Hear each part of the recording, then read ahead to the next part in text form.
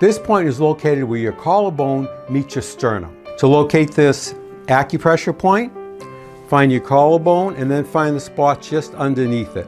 Now move towards the center of your chest till you meet your sternum. You'll be in a little pocket with the sternum on one side and the collarbone up top. Push in to find a point that is sensitive, sore, tender, or painful. That is the exact spot. Activate this point by rubbing the area quickly 5 times, take a break for a count of 5, and repeat 4 more times. It might look like this.